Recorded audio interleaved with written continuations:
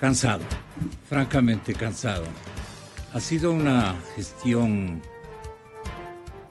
bastante, no conflictiva, más bien una mezcla de estampas interesantes que aluden el nivel de afecto, de confiabilidad, que en esta nueva dimensión de entendimientos al tenor de necesidades nacionales, ustedes, el Partido Social Cristiano, el movimiento macro avanza. Digo movimiento macro porque tiene una representatividad que se vio en resultados electorales, ¿no?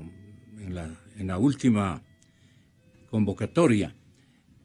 Y entonces vemos que por el lado de la unidad hay un buen espíritu de camaradería. Los va bien y parten ustedes efectivamente de primero de creer en ustedes mismos, en creer la necesidad de compartir responsabilidades, de cohesión, de fusión, de unidad, para justificar lo que el pueblo ecuatoriano está esperando. En el otro lado, quieran o no, se va a dar otra configuración. La alianza que me parece está siendo liderada por la izquierda democrática, no como partido, porque todavía no lo es, no ha sido reconocida, pero la izquierda democrática, lo pongo en esos términos, el movimiento indigenista o indígena ecuatoriano y otras latitudes de la política y la opinión nacional están en el otro lado y me parece que forzosamente van a hacer competencia. ¿Eso no han tomado en cuenta o hay un capítulo adicional para ver si ambas instancias buscan construir un candidato único, ahí sí, verdaderamente único de la oposición a este gobierno protagonizado por Correa y la Alianza País?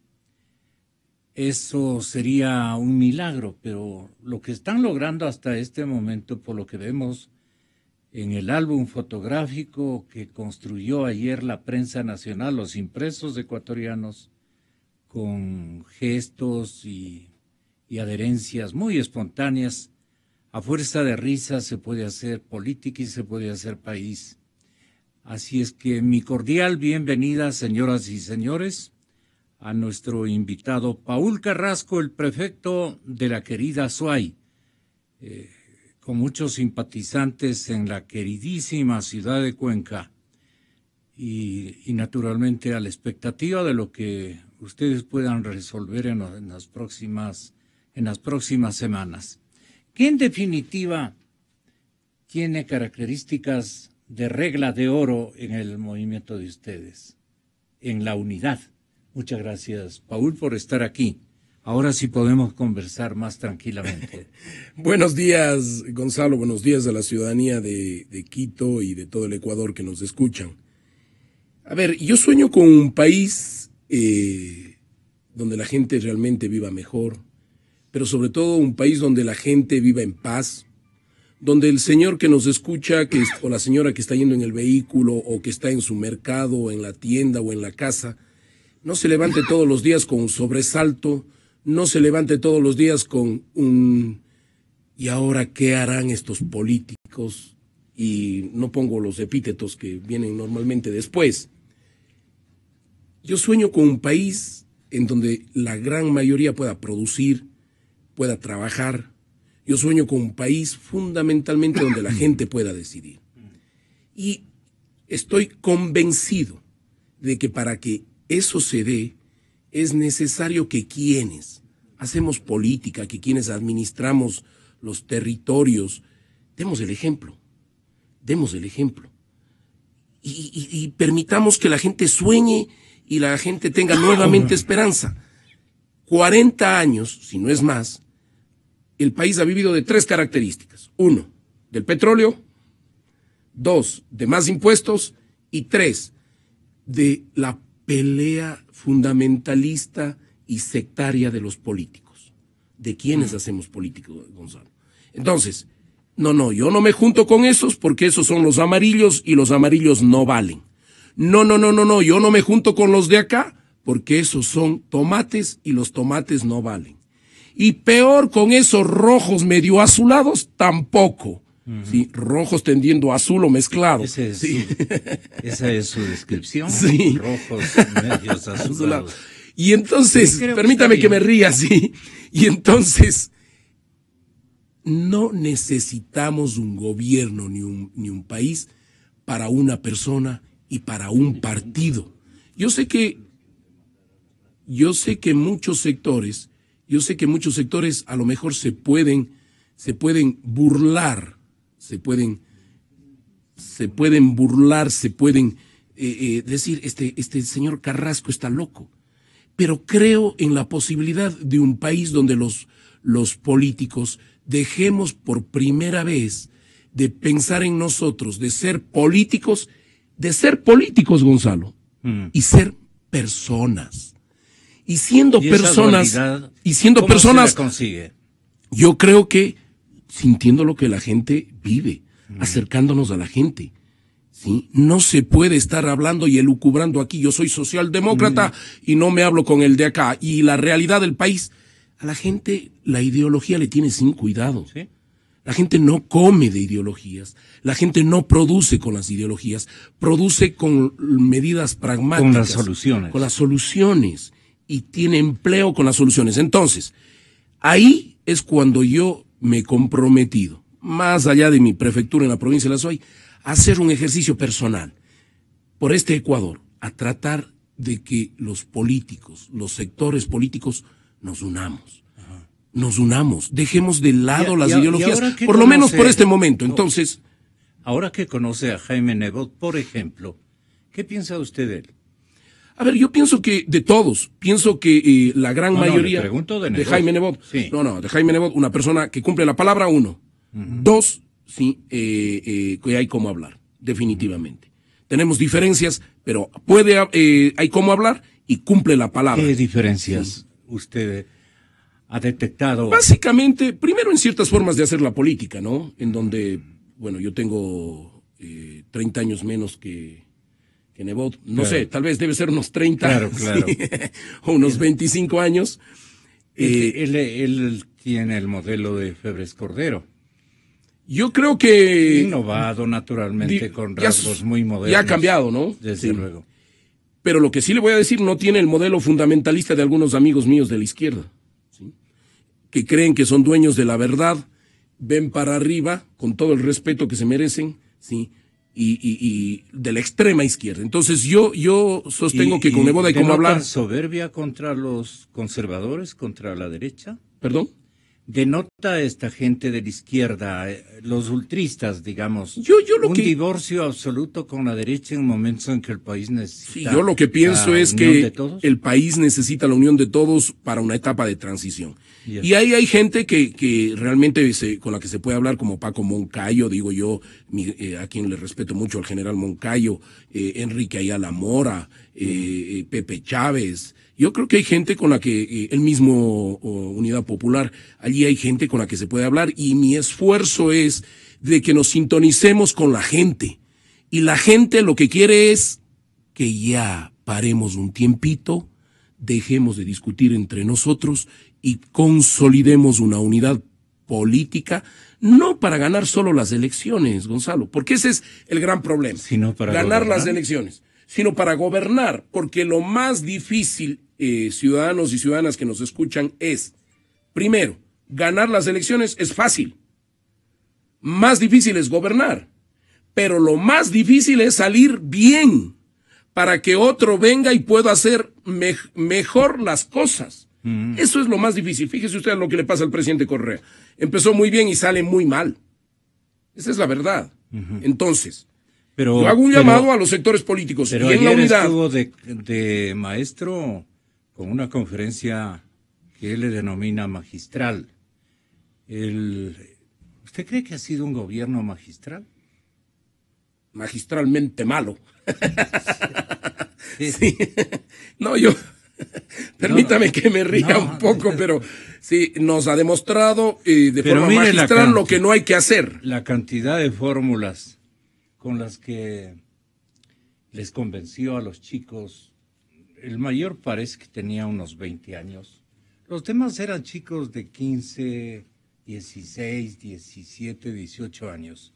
Vea la cantidad de fórmulas que puso Así en el estoy pizarrón. viendo. Tal vez lo que si debería... un hombre con estas características tan magistrales no ha podido enrumbar adecuadamente la economía ecuatoriana, entonces este país es tremendamente complejo, difícil.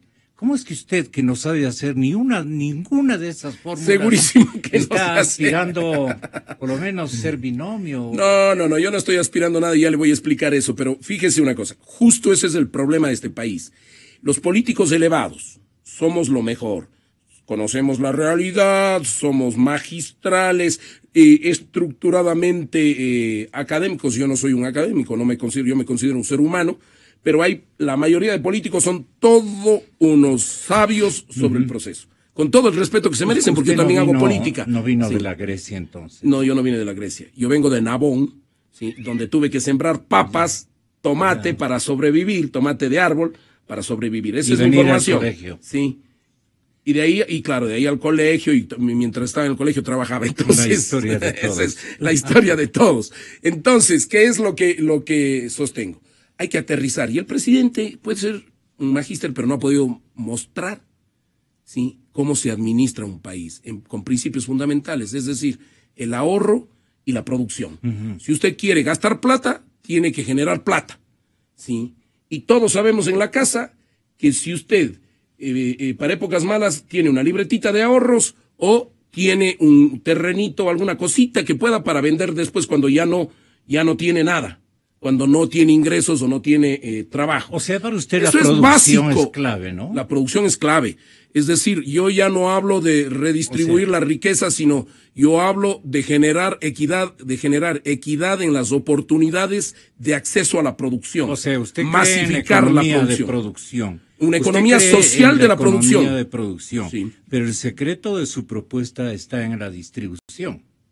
En el acceso a la producción, no solo a los factores antiguos de la producción, sino modernos. Ya. Exacto. Es decir, la posibilidad de que los que más tienen y generan más producción desarrollen propuestas para que los que menos tienen accedan a factores de la producción para ser parte del encadenamiento productivo de un país. Es un buen punto. Y eso nosotros le llamamos dentro de nuestro concepto modelo social de la producción. ¿Y cómo sería aplicado en el Ecuador? A ver, nosotros planteamos que es necesario, primero, determinar las potencialidades productivas por territorio, por provincia o por cantón. Es decir, darle especificidad al territorio. Luego, de manera tributaria, es decir, con una reforma tributaria, hacer que esos territorios se autofinancien. Este año usted es el 1% del Producto Interno Bruto del país y va a producir flores, es decir, un cantón, un territorio, un producto. Ya. Le damos especificidad. Usted va a producir flores, pero el próximo año, con lo que usted me recauda, me va a producir el 2% y va a ser el 2% del Producto Interno Bruto. Entonces, ¿qué pasa, Gonzalo y ciudadanos que me escuchan? Pasamos de depender del extractivismo del petróleo y de lo que produce Quito y Guayaquil, que buenamente nos reparten a todos y que además Quito y Guayaquil nos ayudan al resto de provincias, a que las provincias dependan de sí mismo, no del petróleo, sino de su producción. Por cada punto que suban en el PIB, sube su nivel de recaudación y se quedan con más. Y es decir, al revés. De producción que usted las puede considerar en la geografía de provincias o de regiones, eso no es tan importante, sino las vocaciones productivas. Las vocaciones productivas, es decir, el saber hacer histórico, porque el tema no es ponerle nuevos productos o nueva producción a los territorios en el Ecuador. El tema es cómo hacemos que la gente, el que camina en la calle, el agricultor fundamentalmente, produce lo que ya sabe hacer. Y a eso le ponemos valor agregado, tecnología, conocimiento y además normativas desde el Estado central para que pueda dársele facilidades. Por ejemplo, me refiero, Manabí, turístico perfecto. Entonces, saben hacer turismo, le vamos a dar fuerza, no solo cuando tiene un desastre como el que pasó. Pero saben hacer también camaroneras. Pero también saben hacer camaroneras, así es. También saben del atún. También saben del atún, exactamente. Y entonces lo que hay que hacer es meterle tecnología, conocimiento y darle normativas que faciliten la producción, bajarles impuestos en el tema del atún, darles posibilidades, por ejemplo, en el 5%, digamos, en el anticipo de la recaudación del impuesto a la renta, si es que genera encadenamientos, darle incentivos, bajándole el IVA, por ejemplo, o el impuesto a la renta, es decir, darle facilidades para que puedan efectivamente los grandes construir encadenamientos con producción con los pequeños y en esa perspectiva que les cueste menos producir, ¿sí?, y les sea más fácil exportar y vender. Y usted le ha dado fuerza y practicidad, digamos, a sus enunciados, a sus ideas, a sus giros ideológicos o creatividades propios de una pragmática propuesta al electorado. ¿Eso no cree usted que va a imperar este momento la solución a los problemas de todas las regiones, de todos los estratos sociales? La utilización de las mejores herramientas tecnológicas, la educación como fundamento, digamos, de la nueva gran vocación ecuatoriana, parecida a lo que todo el mundo admiramos, parecida a la, diga usted, al formato, al modelo de este país donde ha ido el ministro de Comercio Exterior. Entiendo que ayer, después de su gestión en Washington, se va nuevamente a Corea del Sur. A Corea del Sur, sí. Y el último ministro de ese mismo ramo se fue a pasear, creo que unos 20 días, a la misma Corea del Sur, a China, en la misma gira, ¿no?, de ahora. Y no trajo nada. Entonces, ¿qué usted puede llevar de mensaje el instante en que, como presidente, vicepresidente o simplemente colaborador, pero pragmático de la propuesta de su candidato de unidad, de su presidente de unidad, más bien dicho, le haya comprometido a la sociedad ecuatoriana? ¿En qué ayudaría usted? ¿Cómo le ha ido a usted en el Azuay en estos temas? A ver, yo hablo no desde la teoría, yo hablo desde la práctica. Nosotros tenemos más de 90,000 personas, 93,000 para ser exactos, beneficiarios de programas productivos. Por ejemplo, acá tenemos el programa de todo lo que significa la producción de hortalizas y la industria de alimentos, 20,000 beneficiarios, con maquinaria agrícola, riego, asistencia técnica y además una empresa de economía mixta con los productores, con los pequeños productores, que se llama Agroazuay.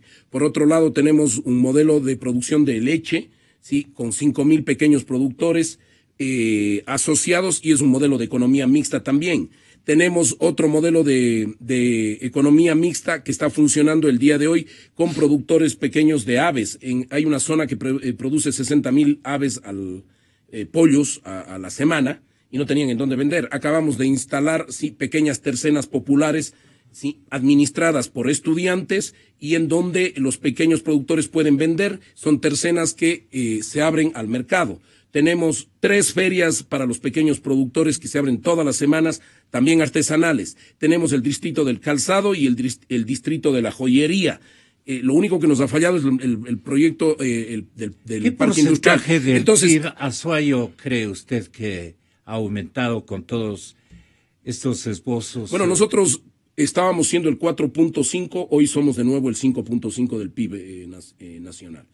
Además, en un proceso de alianza público-privada. Apenas han ganado un punto. Es muy difícil porque nosotros no manejamos aduanas, nosotros no manejamos impuestos, y tenemos un gobierno encima que lo que hace es regalar, y ahora como ya no tiene, ya ni regala. Sí. Y entonces no generó un modelo productivo. Nosotros tenemos un plan de competitividad territorial basada en 2 líneas. La industria. Plan de competitividad. Es que así tiene que ser. O sea, no se parte. Explique esta parte. Lo que decimos nosotros es que el Ecuador tiene que partir no solo de lo que tiene, sino del ordenamiento de la producción. Y eso pasa por un plan de competitividad que determine cuáles son las cosas que le pueden, las ventajas comparativas que tiene ese territorio.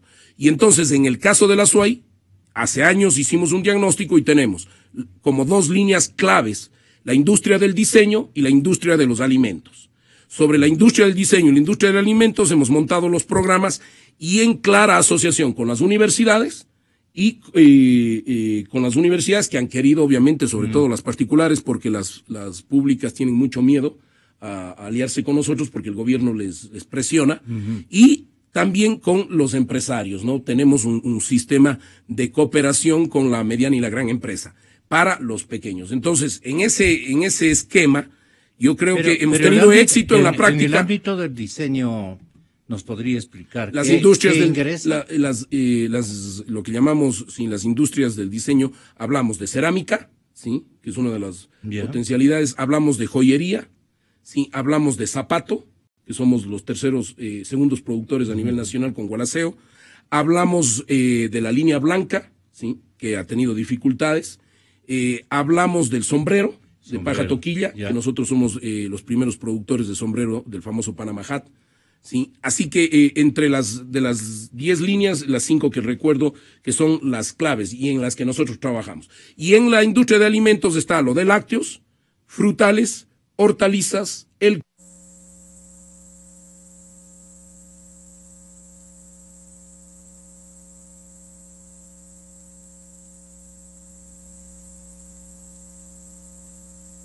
¿Qué hacemos es entonces? No producimos todo en todo lado, sino determinamos cuáles son las condiciones económicas de cada territorio. Y el gobierno nacional lo que tiene que hacer es, de dar dinero, pasar a recibir dinero.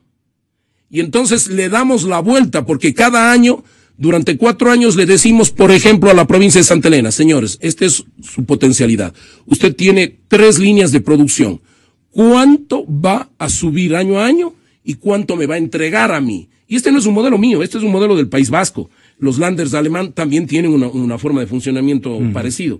Yo creo que ese sería el aporte económico que debemos hacerle al país para dejar de depender siempre de lo mismo, el petróleo. Y entonces, cuando yo hice este planteamiento, el presidente me dijo, bueno, si quieres ser autónomo, entonces deje de recibir plata del petróleo. Pero si eso mismo estoy diciendo, pues.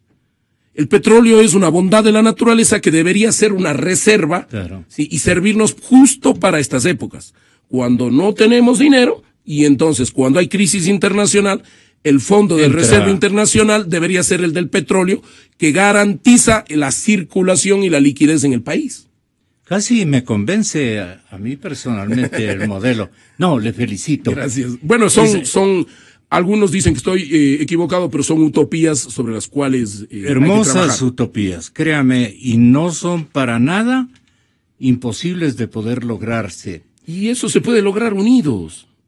Y este es un llamado a la clase política de Quito, a mis amigos, que a muchos respeto muchísimo, a la gran mayoría. Por favor, dejemos de tildar a los unos y a los otros, de tildarnos de buenos y malos entre unos y otros. Es hora de pensar en el país, y no es un sueño. No. Podemos hacerlo realidad, demos el ejemplo. Por ejemplo, ¿por qué no pensar en unas primarias entre todos los sectores? ¿Incluye usted al otro lado? Claro, yo incluyo a la izquierda, al centro, a la derecha. ¿Por qué no pensar? ¿Por qué no pensar en una propuesta en donde todos nos pongamos de acuerdo en unos mínimos, en lo económico, en lo político, la recuperación de la democracia, etcétera, y participamos en unas primarias claras, abiertas, y el que gana tiene el respaldo del resto para darle una moratoria política al país. Pero ¿qué es lo que me dicen? No, con los socialcristianos no. En cambio los de la costa me dicen, no, con esos de la extrema izquierda no, o con esos de la extrema, de la extrema centroizquierda. Porque cada uno es dueño. Digo extrema centroizquierda porque son dueños de la verdad, ¿sí? Aquí no se puede generar un galimatías. No. Si el país es diverso, este país va a tener resultados positivos cuando entre los diversos nos pongamos de acuerdo. Esas son las nuevas teorías, pues. Sí, ya no estamos en la época del febresborgismo, no digo, y con todo el respeto, sobre todo al doctor Borja, a quien yo estimo mucho. Sin embargo, no estamos en la época en que entre el uno y el otro y se arreglaba solo en la asamblea. Ya no, abramos los espacios, hagámoslo frente a la gente transparentemente y sentémonos todos en una gran mesa a buscar alternativas para que la gente pueda comer, para que la gente pueda tener un empleo, para que los estudiantes, temas concretos, por ejemplo. Usted hablaba de los jóvenes, del presidente. Yo digo, en vez de dar una clase magistral sobre las fórmulas que veo allí en la... ¿Qué le parece si el presidente les daba una clase de cómo hacer que el estudiante ingrese universalmente a la universidad, ¿sí? Y que el examen del CENACYT no se vuelva una tortura para los jóvenes. Así es. ¿Sí? Y que luego les ha dejado afuera. Fuera de su derecho. Así es. Y peor aún, si usted no sacó el puntaje, le dicen qué es lo que tiene que estudiar. Es decir, la posibilidad, la libertad que tiene el ser humano de escoger. Pero además de eso, ¿qué pasa? Si usted entró a la universidad, cuando sale de la universidad, estos jóvenes, que ya no son tan jóvenes, estamos hablando de 24, 25, 30 años, salen de la universidad y se van al sector privado, y en el sector privado, ¿qué pasa? Necesitan experiencia. No tienen. Van al sector público y como en el sector público ya somos genios, necesitan maestrías. No tuvieron el dinero para pagar las maestrías. Se dan la vuelta, no pueden trabajar en el sector privado, no pueden trabajar en el sector público y quieren ponerse un negocio, tampoco hay incentivos a la producción. Ese es el problema de la juventud de hoy en día. Ciudadanos y ciudadanas. Estamos hablando de qué porcentaje de la población. Estamos hablando de una generación que significa el 40% entre los 18 y los 30. Por lo menos el 30% de la población está frustrada. Está frustrada. Parqueada en el domicilio porque no encuentran nada en la calle. Visitan cualquier cantidad de empresas. Buscan afanosamente un apoyo de algún influyente actor de la administración pública para que les dé una chance. Buscan matrícula, pero no tienen las condiciones para estudiar determinada vocación que ellos han sentido desde jóvenes, pero que les fue mal en los exámenes de ingreso y de lo que ha hecho el señor Ramírez. Así Entonces, los jóvenes están en este momento, bien digo, parqueados. La oportunidad, ¿cómo el nuevo gobierno tiene que destramparla para los jóvenes? A ver, yo creo que es necesario una reforma a la ley de educación, superior, pero para eso hay que darle prioridad hay que darle prioridad a la educación superior en términos de cuál es el enfoque nacional. ¿A qué me refiero con esto? Sí. La educación tiene que estar ligada a las prioridades nacionales. Prioridades nacionales de producción, muy bien, entonces, ¿cuáles son las ramas y las áreas? Por eso es que en el nuevo concepto, yo lo que planteo es, de acuerdo a las potencialidades territoriales, la educación superior, debe estar ligada a esas potencialidades. Por ejemplo, hay ciudades que pueden ser productoras de arte, ¿sí? Hay que darle prioridad a eso. No quiero decir que no demos la opción de que los estudiantes escojan en sus territorios, pero sí démosle fuerza a un plan nacional priorizado por la gente. Por ejemplo, ayer conversaba con un amigo y le decía, hay que darle soporte político real al país. ¿Qué quiere decir esto? Que no seamos los políticos los que tomemos las decisiones, sino que sea la gente. Honestamente, ¿creemos que el próximo gobierno, cualquiera que sea, va a cambiar la historia en 4 años? Seamos honestos, Gonzalo, y seamos honestos, ciudadanos, usted que me escucha, hombre, mujer, joven, que me escuchan en la calle. ¿Creen que el próximo presidente va a cambiar un país en crisis, tomado los poderes, con grandes dificultades? ¿Va a cambiar el país? No, solo van ustedes, si es que ganan pero lo que hay que hacer es el esfuerzo de cambiar las deudas. Así es, pero hay que hacer el esfuerzo de poner las bases para el cambio. Y eso pasa por priorizar, no se puede hacer todo. Si viene alguien en este momento y le dice que va a cambiar la salud, la educación, el modelo económico, es mentira. No es cierto, Gonzalo. Hay que hablarle a la gente con la verdad. Si nos ponemos de acuerdo todos y en democracia definimos que en estos 4 años vamos a respetar las medidas económicas y todos nos vamos a apretar el cinturón y vamos a generar producción, pues listo. El otro tema, educación, salud, que queden allí por un tiempo, como están, hasta resolver lo que la gente ha priorizado en una consulta popular, por ejemplo. Esas son formas de cogobernar. Yo le digo con honestidad, yo no quiero ser presidente. O hace un momento me dijo usted. En el mundo político dicen, si quiere ser. Claro. Sus compañeros montuyos dicen que no. Sí, sí. Lo ubican. Sí. Así lo ubican. Es el grupo de pueblos montuyos, los azucareros. Otro adherente de esta víspera. Esta mañana oí en el primer informativo de la radio, oí otra adhesión igualmente de la ruralidad. Usted por estos programas y este gesto pragmático tiene en estos sectores, digamos, una gran penetración, ¿verdad? Porque tengo mucho acercamiento a la gente. Mire, yo he aprendido que más que oír a los asesores, hay que escuchar a la gente. Sí. Por eso es que se pierden la sabiduría popular. La sabiduría popular. En la calle, ¿no? Y la gente le dice la verdad. Y en el campo. Así es, en la calle y en el campo y en la zona, sobre todo en las zonas populares, pero urbanas. Usted sí parece también bastante ambicioso políticamente. A ver, alguien me decía, ¿quieres ser presidente? Claro que quiero ser. Sí. Pero no quiero ser un presidente. ¿O más lueguito? Permítame, si es ahora o es después, algún día será cuando realmente toque. O sea, hay que ser pragmáticas. Hay que ser pragmáticos. Sí le brilla la idea. Como todos aquellos que somos políticos y que queremos construir un país diferente. Pero hay una diferencia.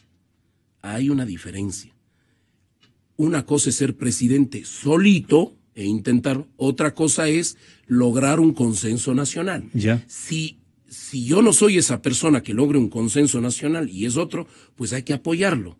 Pero a mí me critican, y ahora sé, Gonzalo, dónde va. Hay algunos políticos que dicen, qué ambicioso que es Carrasco. Por sus acciones quiere ser presidente. Es ambicioso. Y lo dicen. Y yo les digo, oiga, qué raro, ¿no? ¿Sí? Lo que pasa es que yo hago de forma transparente, ciudadanos y ciudadanas. Yo me reúno con Lazo y no es camisetazo. Es una reunión para ver qué es lo que piensa, pero lo hago públicamente. Yo hace 3 años dije que había que trabajar con la derecha y con Nebot, ¿sí? Para ver cómo logramos recuperar el país. ¿Sí? Hoy en día, todos los de la izquierda me dan la razón. Cuando yo llego a la casa de Jaime Nebot alguna vez, me dicen, acaba de salir tal. Todos los de la izquierda. Acaba de hablar por teléfono. Es decir, todos hacen por detrás de la mesa. Yo sé que hay que conversar previamente, pero con todo el respeto a mis compañeros de política. Yo soy nuevo, soy joven. ¿Sí? A algunos no les gusta mi estilo, pero hay que hacerlo frente a la gente. Y eso es lo que estoy haciendo. Borja sería, el doctor Rodrigo Borja, uno de los más ambiciosos políticos de estos últimos años. Y a él no se le dijo nada. ¿Sabe por qué no se le dijo nada? Porque es de Quito, de la clase política de Quito. Fue 5 veces candidato. Y hoy los que le apoyaron a él me dicen a mí ambicioso. Sí, esa es la verdad. Estoy diciendo con claridad y transparencia. Pero no importa. El otro día en una emisora me decían, o usted me puso, Gonzalo, cuando tuvo la amabilidad de hablar por vía telefónica, me puso lo que dijo el señor Lazo. ¿De mí? Sí, pues les dice 0. Sí.